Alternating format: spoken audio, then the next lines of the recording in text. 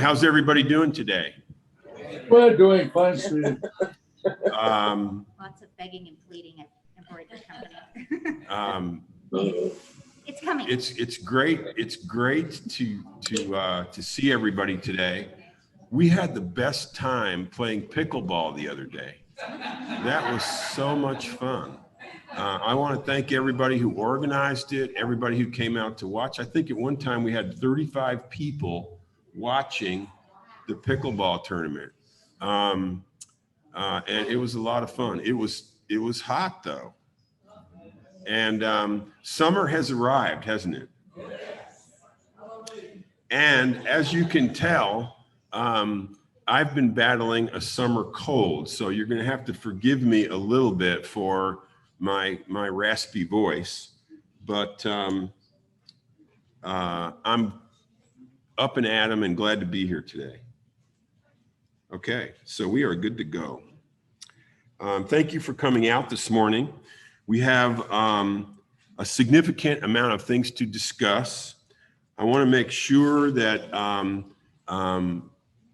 everybody's aware that I will be getting into this. Hey, Tom, it is great to see you. In fact, you remind me of something. If this is your first town hall meeting, I'd like to ask you to stand up and let us recognize you and welcome you. And thank you so much. Tom is re-enlisted. And so we're glad that you're back. Thank you very much. I'd like to, if I could, I'd like to open with a word of prayer. Lord, we just thank you for the gift of your presence in this community. Lord, we thank you for the blessing that we inherit from those who have gone before us, who have served on the board and who have served on the staff and who have lived in this community and made it what it is today. We inherit the blessing of their effort, and we celebrate that. And today we want nothing more than to perpetuate the legacy that we inherit and to pass on a blessing to the community now and to the future community in a way that advances the mission of serving people in the Spirit of Christ. And so we invoke your presence now and every day in Jesus' name, amen. So again, welcome to everybody. We have, oh my goodness, we have the amazing privilege. We have the amazing privilege at the beginning of these meetings of recognizing some very, very special people. And the first person that I want to recognize today is this month's Star of the Month, David Cruz. David is a cook in Charter Oak, and he is this month's star employee. And David started in August of 2019, so he's been here almost 2 years. He was born and raised in Tulsa. And guess what? Next month, he's expecting a little girl, McKenna Lynn. McKenna Lynn will be her name. You can look forward with eager anticipation to hearing about how that birth goes. His favorite thing about Trinity Woods is learning to make meals just the way the members want and making it better every time. How about that? And his chef is Kelsey. His supervisor is Kelsey, Chef Kelsey. And this is what Chef Kelsey says about David. Working with him is a pleasure. He brings a lot of energy to the kitchen and has an eye for detail. And so we are pleased to celebrate David as the June Star Employee of the Month. And while I have the opportunity, I want to thank those of you who each month submit nominations for the Star of the Month. So if you've had a good experience with somebody who serves here, we would really appreciate it if you would submit a nomination for the Star of the Month. And the second person that we get to recognize this month is someone who's passing a significant milestone in their employment here. And that person is Bobby Robinson. Bobby has been here for 10 years, and he is the chef in the Cypress Grill. He's not here today, otherwise we would present him with his 10-year pin, but we are delighted that he has served here for 10 years, and please join me in acknowledging him when you see him. So thank you very much.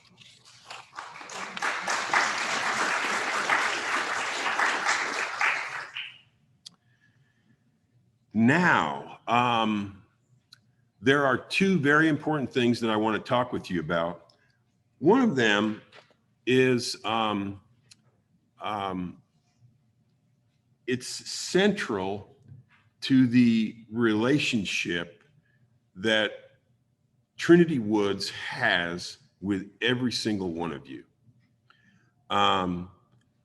It deals with the subject of how Trinity Woods attends to the self-care needs of the people who live in this community.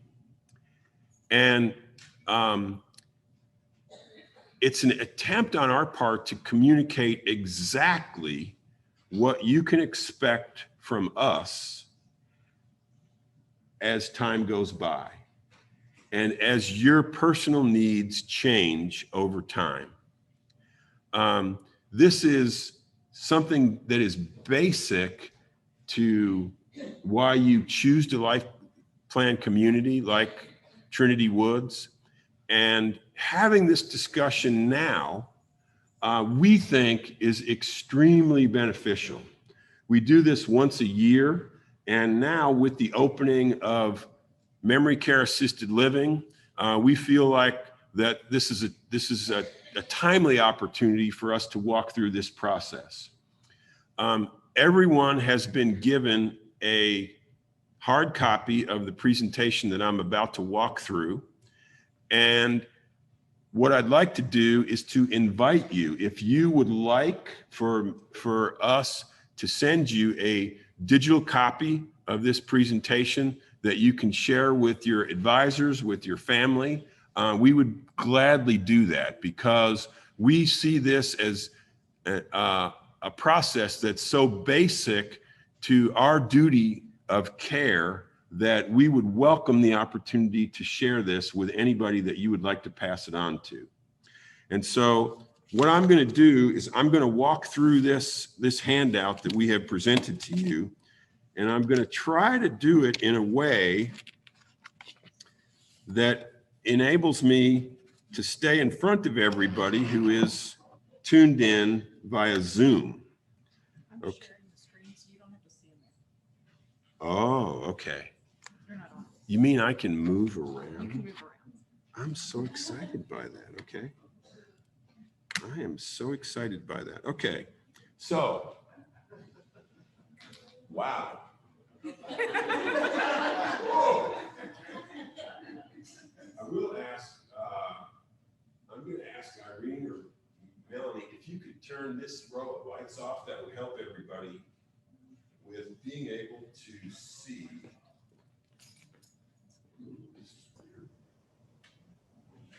These are too far away. Okay, there we go. Okay. So years ago, we began a process. And the process involved asking people this question: how do you want to be treated when your care needs change? How do you want Oklahoma Memphis Man, now Trinity Woods, how do you want us to treat you when your care needs change? And that led to some very, very interesting discussions. And what I'm going to do is I want to tell you what people told us, and then I want to ask you if you would add anything to what we've already heard, okay? So we start with our mission, and our mission is serving the Trinity Woods family in the Spirit of Christ. As part of our mission, we're committed to helping people age in place in compliance with fair housing laws, and we're committed to providing an environment in which members can live their most fulfilling lives. That's the point of departure for this whole discussion. Your computer's. And I'm too far away. Okay, so I'm going to come over here, okay? There we go. Okay, so this is what people told us. We want to be treated with respect. We want to be treated with compassion. We want to be treated with understanding. In other words, understanding of what our needs and desires are. We want you to listen to us carefully. We want you to hear what we want. We want you to be concerned for the involvement of our family when we ask for that. We want straight shooting communication. And we want recognition of our personal wants and needs.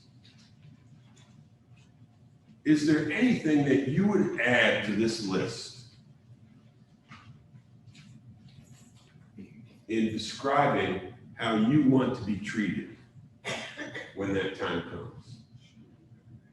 Yeah, Steve, I have to be reminded that sometimes my wants and my needs are not the same. Would that fall into the category of straight shooting communication? Okay. We promise to shoot straight with you, Richard. Anybody else?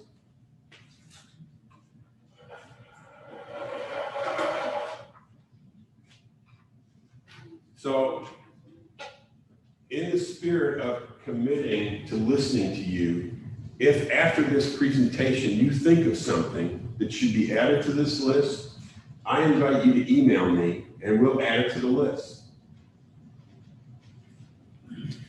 So this is a difficult conversation. And it's a difficult conversation because we've made a promise to attend to the needs of people. And it involves discussing very personal and sometimes awkward subjects. It involves a commitment to improving communication and building trust. And it's a difficult conversation because we really do want to make the process less threatening.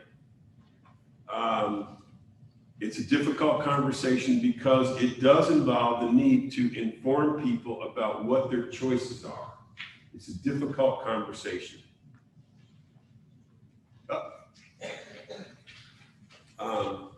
Trinity Woods takes a risk when we open up the conversation. And I'd like to talk a little bit about what that means to us.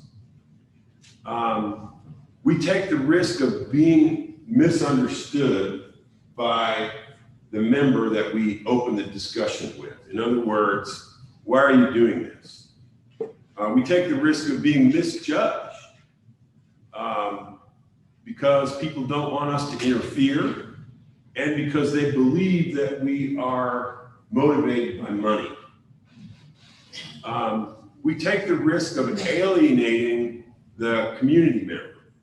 And that occurs because people feel that they can no longer trust Trinity Woods staff once this discussion begins.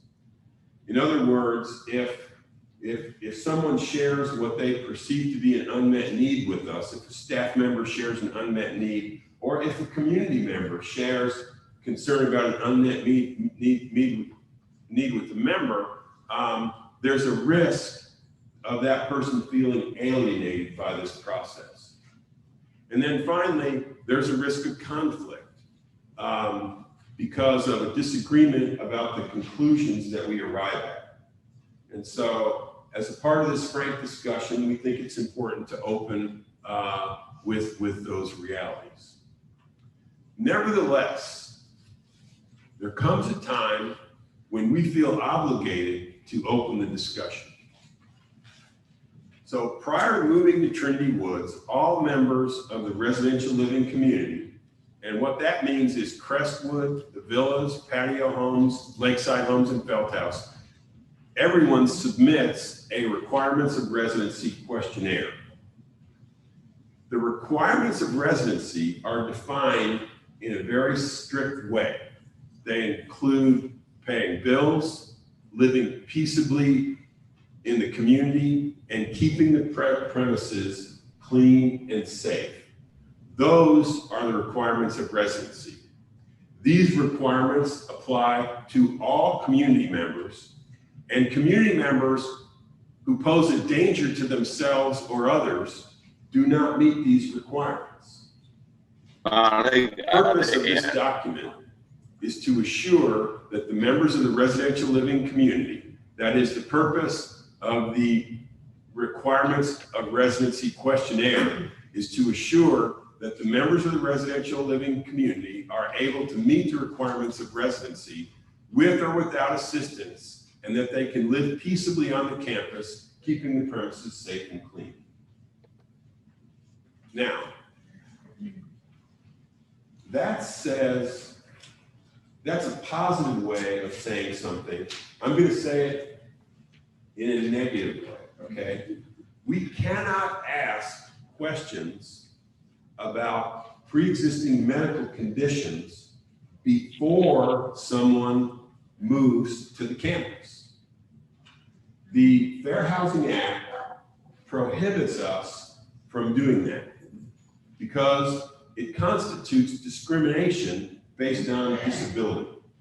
We cannot ask medical questions prior to a person moving in. We can ask questions that are focused on assessing whether a person can or cannot meet the requirements of residency with or without assistance. So, I want to take a second to talk about what the contents of that requirements of residency questionnaire are. And it begins with the need to define some terms. So a key part of continuing to meet the requirements of residency is ensuring that the member is able to meet his or her activities of daily living. And you can meet the activities of daily living with or without assistance. So in a moment, I'll define what the 12 activities of daily living are. But it's really important to say that you can meet those either with assistance or without assistance. So if your spouse can assist you in meeting the activities of daily living, that's fine. If you have a family member who can come in and provide assistance in meeting the activities of daily living, that's fine. If you choose to hire a private duty caregiver, that person can assist you in meeting the activities of daily living. The only stipulation is that the activities of daily living have to be met continuously. Members who regularly demonstrate unmet care needs and routinely do not meet the requirements of residency can reasonably be required to furnish a third-party caregiver through a licensed home health care agency at their own expense, or consider a mandatory move to assisted living or to a healthcare household.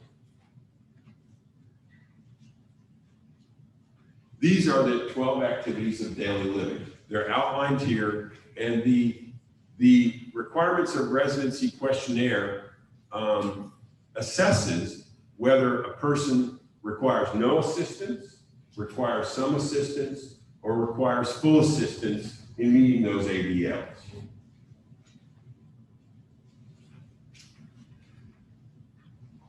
Trinity Woods is proud to be a dementia-friendly community, and we're committed to supporting people living with various stages of memory loss, and cognitive decline. Because of the unique concerns associated with memory loss, special attention is paid to these two issues. personal safety, that is assuring that a person can safely operate appliances and that the safety procedures that are in place can be followed in the event of severe weather or an emergency in the residence, and the safety and peace of other members, which means preventing situations where a community member becomes overly reliant on others to the detriment of their neighbors. Now, as you can imagine, sometimes the circumstances when a person is no longer meeting the requirements of residency are clear and unambiguous. Other times, they're not so clear and they are ambiguous. And this is where the transition team comes in, and this is where our personal commitment to our mission, our vision, and our values becomes so critically important. So let me talk a little bit about the transition team. After the move-in, the responsibility for monitoring self-care needs of the members in the Trinity Woods community rests upon the transition team. The purpose of the transition team is to provide guidance to the community members and families when the member is facing an acute or chronic healthcare issue. Trinity Woods is responsible for advocating when a change may be needed in order to assure the requirements of residency continue to be met. We meet this obligation through the work of the transition team. The goal of the transition team is to work collaboratively with the members of the Trinity Woods community and their advisors to ensure that the community members' needs are being met continuously. The transition team members are the CEO, the Vice President of Operations, the Administrator of Healthcare and Wellness Services, the Director of Member Services, the Director of Assisted Living, the Vice President of Wellness, the Wellness Nurse, the Chaplain, the Memory Care Household Manager, the Healthcare Household Social Services Coordinator.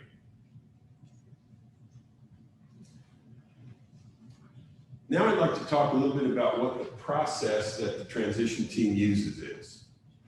When the transition team becomes aware of a concern, the member is added to the transition team agenda. The transition team meets on a weekly basis, and we go through the agenda every single week and talking about changes. And all staff members, including the dining staff, housekeeping, maintenance, and security, are encouraged to convey concerns about the health and well-being of members to the wellness nurse or the Director of Member Services. The agenda is monitored as part of that weekly meeting, and in the case of acute healthcare issues, which might involve an illness or post-acute rehab, the transition team guides the process until the member has recovered and they're taken off the agenda.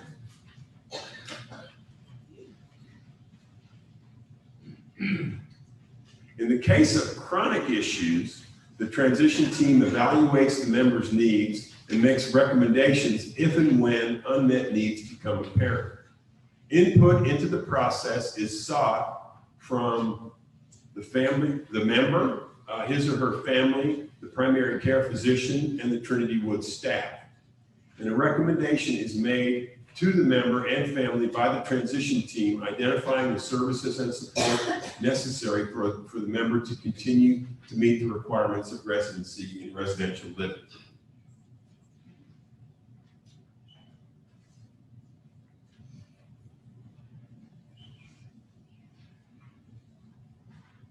It's probably helpful to talk at this point about the role of the wellness nurse in this process.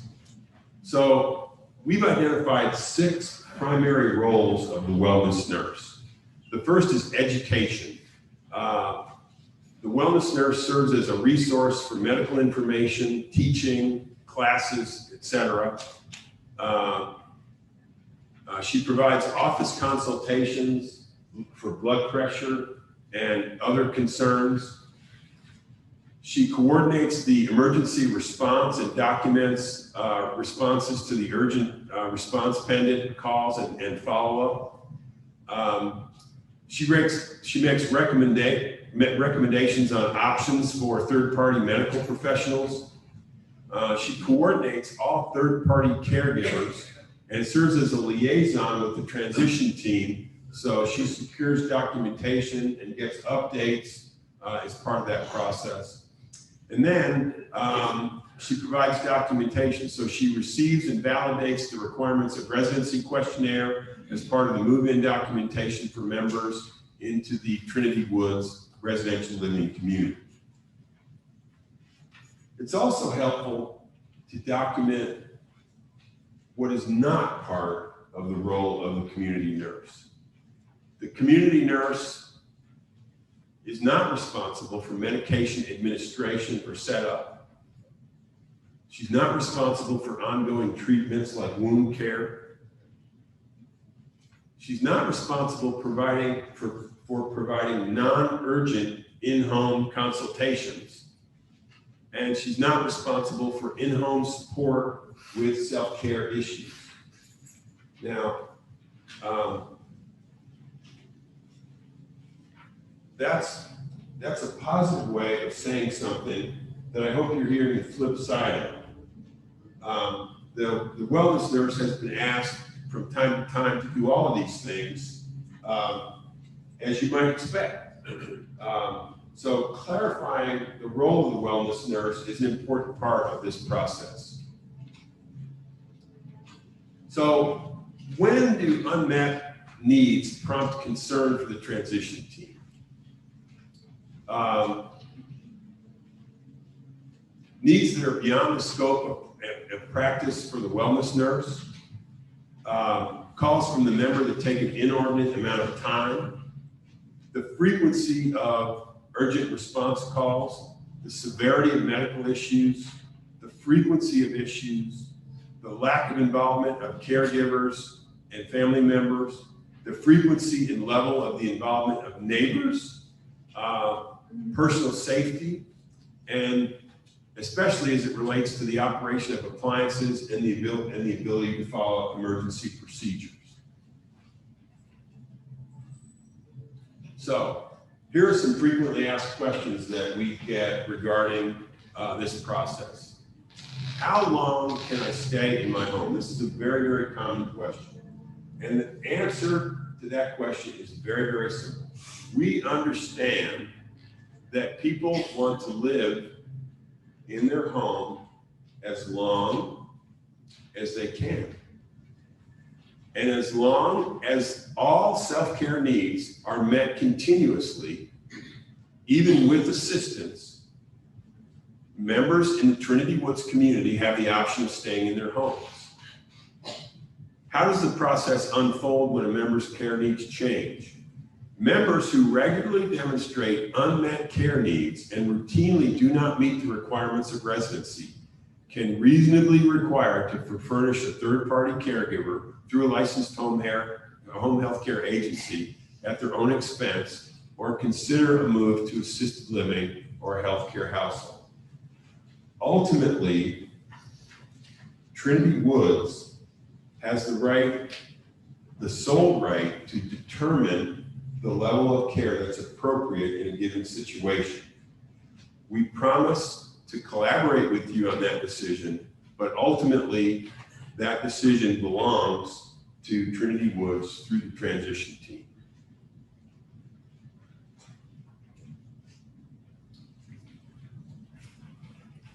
So another frequently asked question is, who can provide in-home care? It's perfectly acceptable for a spouse or a family member or a friend to assist with care needs as long as two conditions are met. First, the self-care needs of the member must be met continuously. And second, the family member or friend must be a volunteer. The state of Oklahoma requires that anyone who's a paid caregiver must be employed by a licensed home health care agency. This assures that the person has proper insurance. It ensures that a proper criminal background check has been conducted, and we hold strictly to this policy.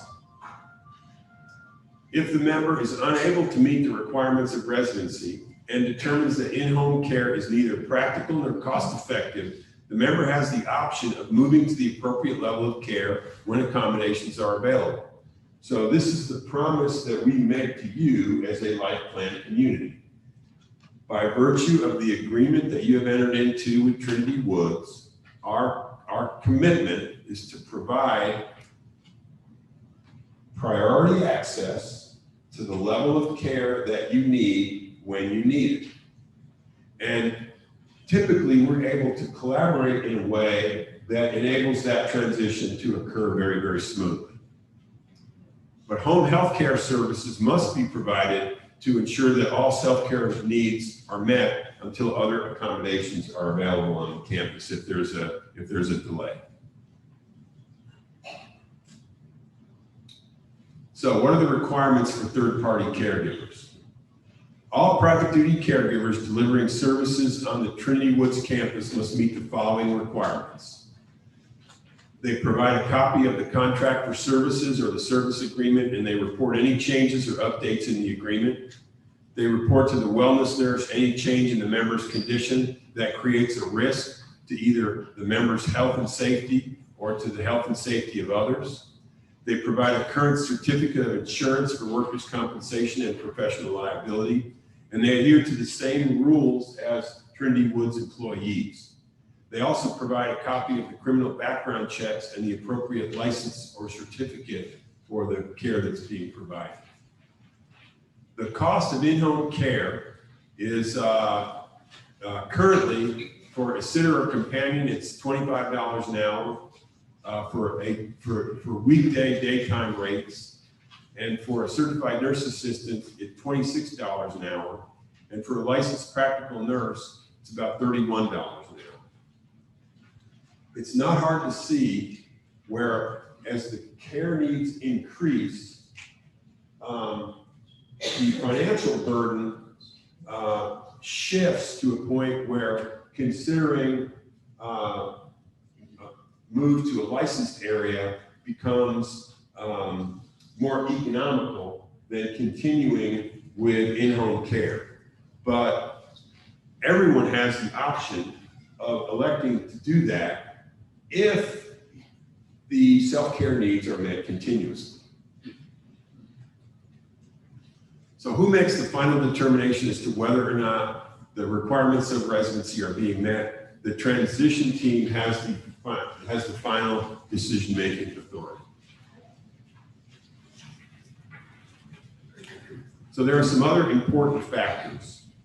The first is, who are the power of attorney and the durable power of attorney for healthcare? The second is, what support is available from family and friends? Where does the community member actually live on the campus? Of course, what does the community member want? Also, what financial or human resources are available through long-term care insurance, through personal assets, through the VA, through family and friends? Another thing is the issue likely to improve, or is progressive decline likely? We have to ask this question too. Could Trinity Woods be seen as negligent if the unmet self-care needs are ignored? And then we're always interested in evaluating this as part of the process too. How long is the intervention likely to be successful? So those are some of the additional factors that shape the discussion. What I'd like to do now is to open the floor to questions that you have about this process. Yes, Andy? Sir, I would say that as a member of Trinity Woods, and I am thrilled that we have this process in place. Thank you.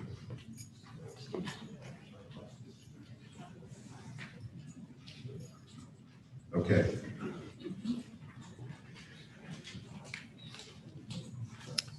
Someday I won't have to follow the cues of that are imposed by Zoom.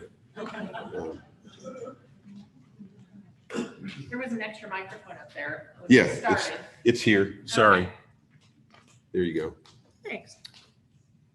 There was a question over here. I did. Yes, Okay.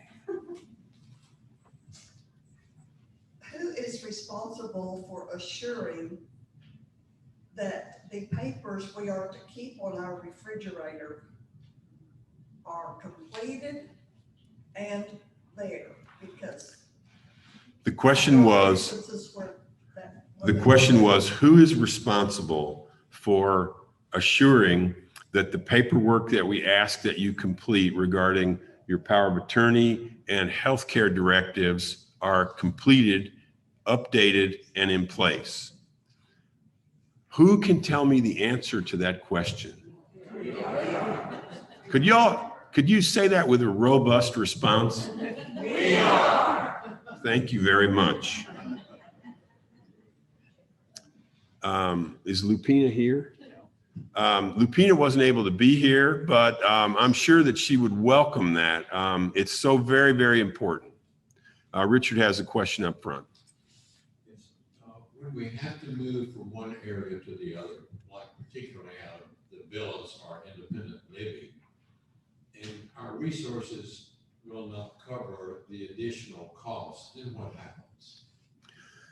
The question relates to what happens to a person who outlives their financial resources. The promise that we make to you is that if through no fault of your own, you outlive your financial resources, we will take care of you. That's the commitment that we make. And through no fault of your own means not giving away assets that should have been spent on your own care to other people. Basically, that's what it boils down to. Yes, Gary? Steve, I'd probably like some clarification at some point on the next level, which is assisted living, on what does it provide included versus what are our expenses there. Very good. Is Jacob here? Okay. So what assisted living does is it provides support with those 12 basic activities of daily living. And as long as some assisted living communities do tiered levels of care. We don't do that. Basically, the monthly fee that's charged for assisted living is consistent, irrespective of the level of support that's necessary. And so, if you want more details about the specifics of that, Jacob can provide that. But that's a great question. Thank you. Basically, in assisted living, you get support with those activities of daily living. Yes. You said memory care assisted living units are the new facilities. That's correct. So I presume that in the healthcare center, there is still some degree, there is a memory care unit. That's correct. So the Marshall Gaddy House and the Barnes House provide specialized care for able-bodied people who need a structured environment to assure that these ADLs are met. Cobb Landing is still a specialized dementia care unit for people whose medical needs are more advanced than can be served in an assisted living environment. So we actually have two levels of dementia care. One is assisted living, and the other is more advanced for people who need 24/7 nursing care. It's a great question. Thank you. Okay. I'm sure that sometime after the presentation or later on, you're going to have more questions. Please feel free to reach out to me and let me know if you have further questions. If not, I'm going to move on to my second topic, which involves a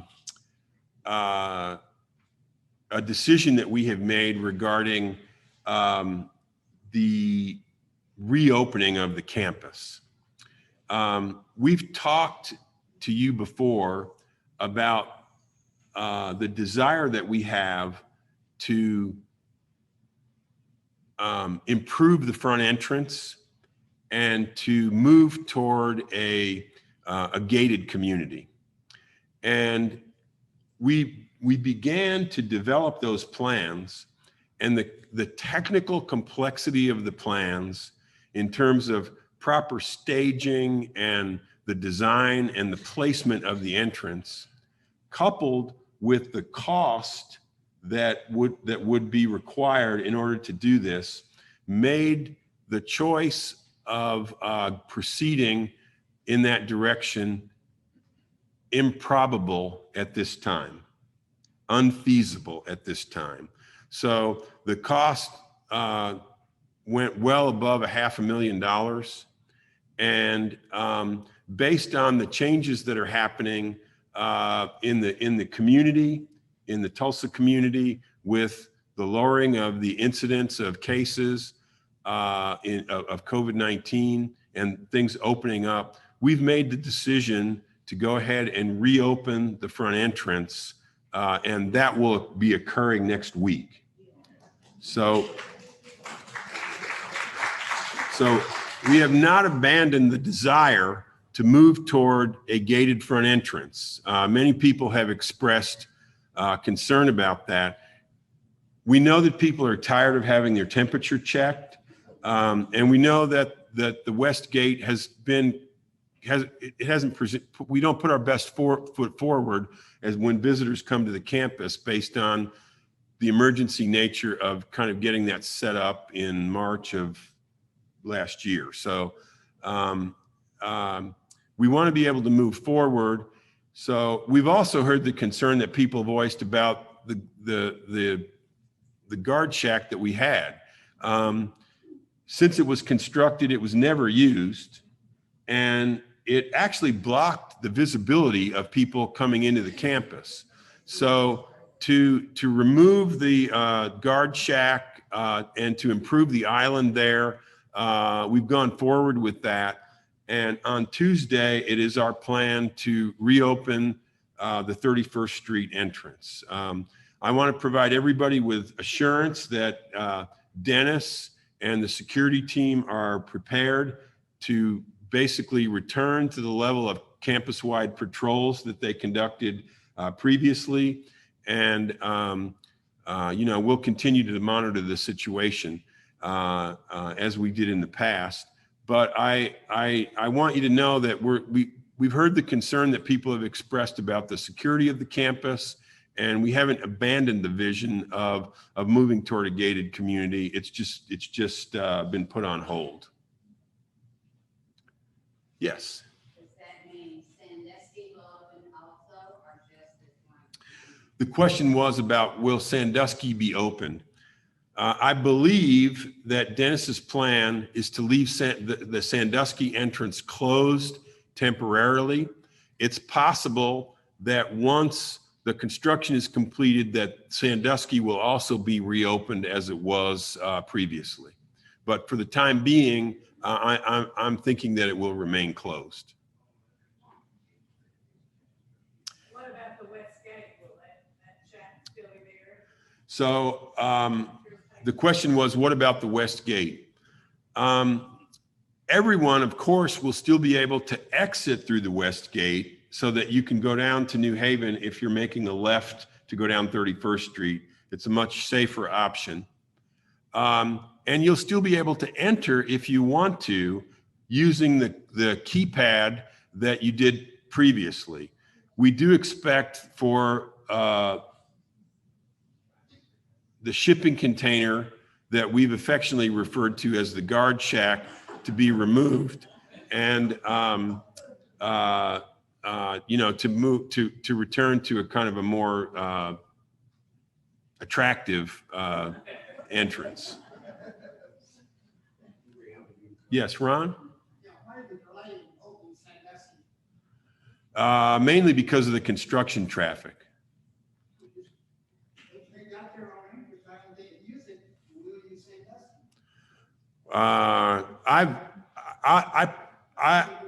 I'll take your concern under advisement, and I'm not sure, I don't see the delay necessarily being that long. I mean, we're really expecting the delivery of the Community Life Center to be occurring in July. And it should really literally only be a matter of weeks before we're kind of wrapping up the construction process. So I've heard your concern, and I'll pass it on to Dennis. Yes, Steve? Yes, will the Westgate code be the same as it was before? Is that going to change? The question was about the code at the West Gate. I expected it will stay the same, but I'm sure that everybody will need a reminder. I'm sure that everybody will need a reminder about what the code is, and we'll provide that reminder in a timely fashion. Thank you. David?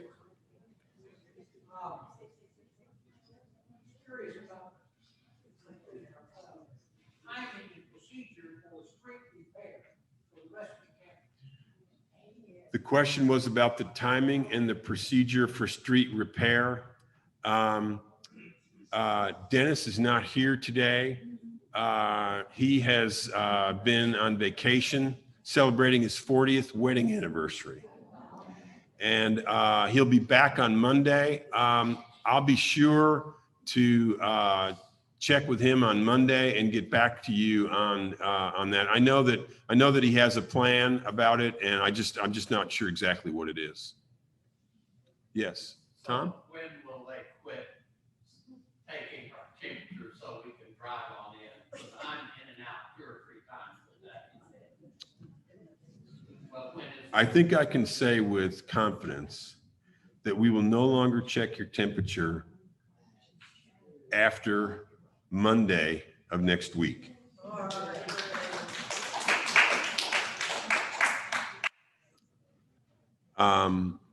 Now, I have a big favor to ask of everybody, okay?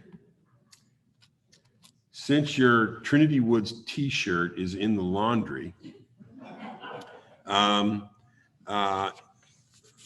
like to ask as many of you as possibly can to show up at the front gate at 10 a.m. on Tuesday, when we're hoping to have a media event that will celebrate the announcement to the world of our new name and the reopening of the front gate.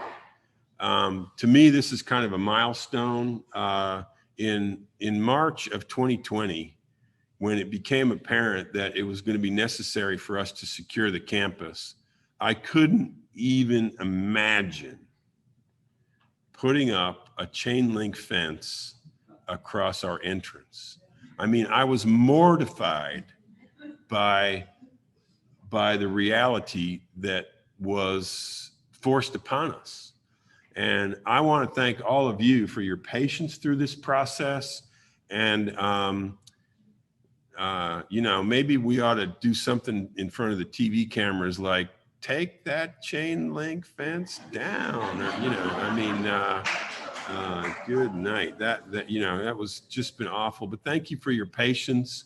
And isn't it a blessing that we are to the point where these restrictions are being relieved and we're seeing a way forward. So thank you very much. The Westgate personnel have been very patient, very courteous, very nice, very efficient. Thank you very much. Thank you.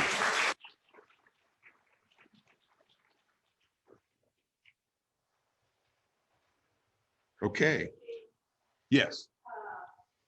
Since we're going to be essentially reunifying our campus space with the chain link down there, is there anything that can be done to screen the west block with all the materials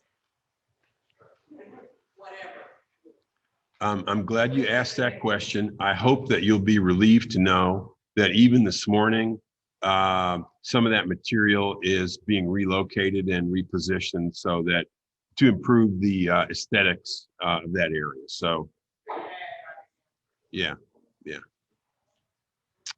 Okay. With that, I'm going to turn the microphone over to Jennifer, and I think she has an update on some life enrichment and wellness events.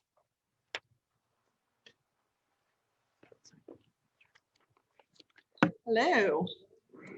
I just want to talk about a few events we have coming up, and the first is the one furthest away, which is our Independence Day Parade on July 2nd. So we have our submissions out. So if you have a car you want to decorate, or a golf cart, or you want to walk with a group and get all jazzed up for the 4th of July, we are still taking submissions. And since the front entrance is going to be opened, and this area will now be kind of a high traffic area, the parade is going to be around Pittsburgh, so essentially by the West Gate, and go around Pittsburgh. And then we're going to have a seating area behind Crestwood where we usually have the outdoor concerts. So we'll have a seating area there. So everyone in your house around Pittsburgh can stand in your driveway, invite your friends over, have them hang out on your driveway. And then if you don't, or you can watch from the Crestwood balconies if you live on that side. And if not, then we will have seats in behind Crestwood. We usually have the outdoor concert. So that will be the end of so the parade will start by the West Gate. We'll go around and end behind Crestwood. So if you have a fun idea for a submission, we have talked transportation into decorating one of their cars. I know we have a couple of golf carts that are going to get jazzed up. We have the chair volleyballers that are going to play and walk down the route, and a couple of others. So don't forget to submit your act for the parade. And if not, then please just come watch. Yes, Phyllis. I go down there from the two of us, we walk, I go down those two streets. There's so many potholes on those two streets. I think it's very dangerous for you to walk. So they can fall or break a neck or break arms or something. Consider stop doing that.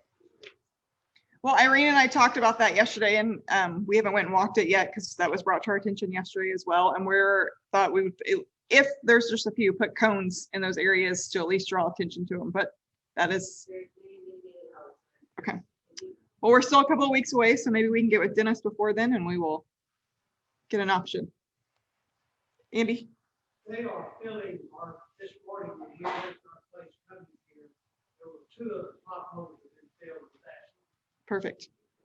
Thank you for that update. Carol? Well, thank you for that update. Yay! There's your question. Awesome. Any other questions about the parade? They said that they were filling the potholes this morning and yesterday. So hopefully all the potholes will be gone by July 2nd. All right. And then the other 2 things is our men's event is next Thursday. We still have seats open for that. And Weldon is going to be our guest speaker for the men's event. So we have him speaking, and then we have Chuck and maybe Steve and a couple of Dennis grilling hot dogs and hamburgers, and Jim is going to be serving hot dogs and hamburgers to you all. So please get your reservation in for that. And it'll be a fun event that we get to do this year that we didn't get to do last year. So make your reservations for that. And then also we have the new member reception that is the 22nd. So it's still 2 weeks away. The Roundup Boys will be performing, and we have quite a few new members to welcome to our community. So please make your reservations for the new member reception to welcome those new members. Any other questions? That's inside. That is inside, correct. Yes. We picked our pickleball game for the hottest day of the year, and then it's only getting hotter. So we were good. Awesome. I think for the men's event, since we have a new CFO and a new chaplain, shouldn't we look into getting a dunk tank? Oh, I think that would be a great idea.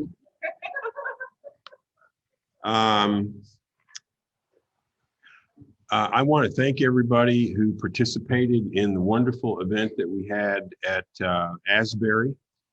We had 65 people attend that event. That was an awesome experience.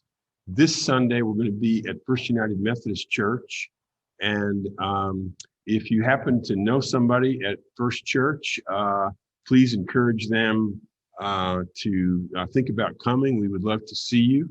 And we're really looking forward to that. It'll be a great blessing.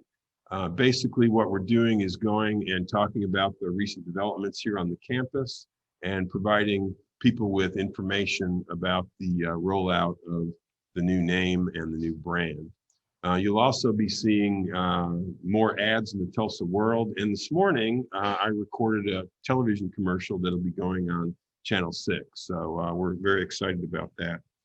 Finally, I normally do this as part of the beginning of the meeting, but I overlooked it. I just want to recognize Leonard and Mary Stubbs for your wedding anniversary, which is the 10th. Okay, great. Also, Pearl Rhodes' 100th birthday occurred earlier this week. That was an awesome thing. And Ron and Ginger Anderson, you have a wedding anniversary that's coming up. And Sunday. And how many years have you been married?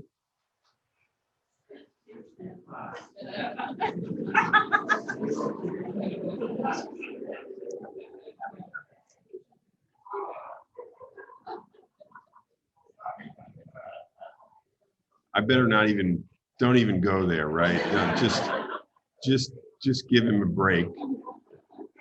Okay. Thank you all so much. Grace and peace to you. Feel free to stick around if you have any other questions or if we can be of any help. I'm sorry. Which service at First United Methodist will you be at Sunday? That's a great question. Thank you very much. So we're not in the main service. What we're doing is we're offering lunch to people after the last worship service. It'll be in Parker Hall, and anybody that wants to come can come. We would appreciate your letting Terry Matheson know so that we can have an accurate count for the lunch. But anyway, thanks so much. We'd gladly take an invitation. I'm doing it with Kiwanis clubs. I'll do it. We'll do it anywhere. So if you know somebody that would like to get the update, we would love to do that. You've been very gracious with your time. Hope you have a great weekend. Have a great afternoon as well. Bless you. Bye now.